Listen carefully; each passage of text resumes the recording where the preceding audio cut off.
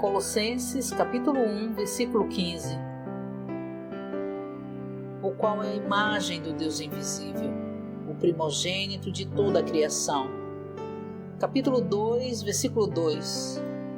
Para ter o pleno conhecimento do mistério de Deus, Cristo. Versículo 10. E estais plenos nele, que é a cabeça de todo principado e autoridade. Capítulo 3, versículo 4.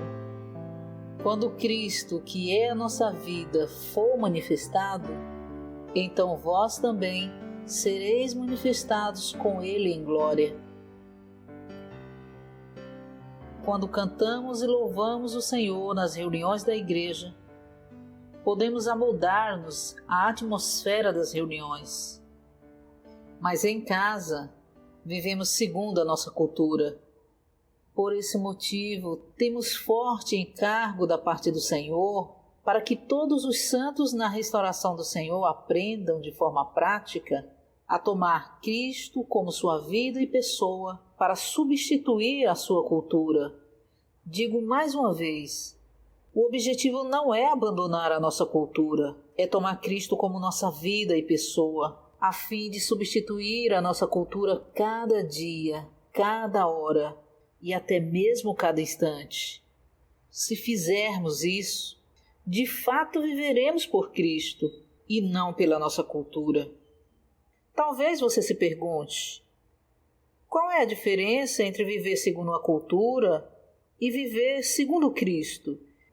Na igreja, temos pessoas de vários passados culturais.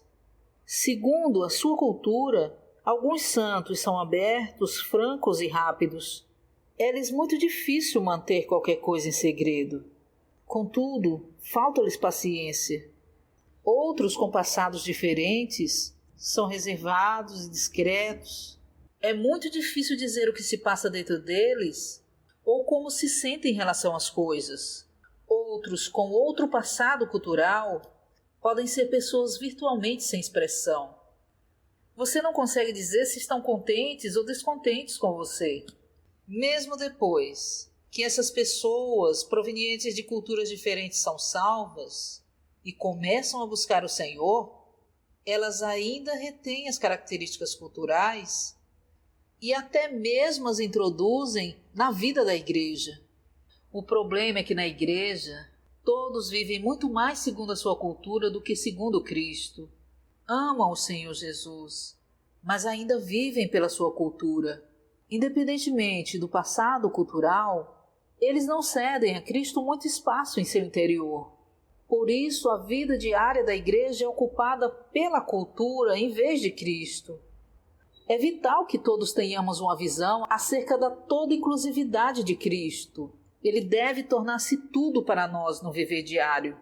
O Cristo, que é a expressão de Deus e o mistério da economia de Deus, agora vive em nós. O Cristo que vive em nós não é um Cristo pequeno, limitado. Ele é a imagem do Deus invisível, a corporificação da plenitude de Deus e o ponto central da economia de Deus. Tal Cristo agora habita em nós e aguarda a oportunidade de se expandir por todo o nosso ser. Precisamos viver por Ele cada momento.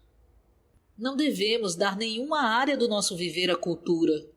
Em vez disso, todo o espaço em nós deve ser cedido ao Cristo todo inclusivo que habita em nós, para ser nossa esperança da glória. Se tivermos tal visão do Cristo todo inclusivo que habita em nós, espontaneamente abandonaremos nossa cultura. Antes, Cristo era substituído pela cultura. Mas uma vez que tenhamos essa visão, a cultura será substituída por Cristo. Não devemos ser iludidos por palavras persuasivas, nem levados cativos pelas filosofias, tradições, nem cultura dos homens. Devemos importar-nos somente com Cristo. Ele deve ocupar-nos, possuir-nos e controlar-nos. Em nosso interior não deve haver lugar para filosofias, nem para os princípios rudimentares do mundo. Cada parte do nosso interior deve ser ocupada por Cristo e com Cristo. Para nós, Cristo é o verdadeiro Deus, o verdadeiro alimento, a verdadeira bebida, a verdadeira veste e o verdadeiro sábado. Ele é a realidade de todas as coisas positivas. Portanto, não devemos dar lugar em nosso ser para coisa alguma além de Cristo.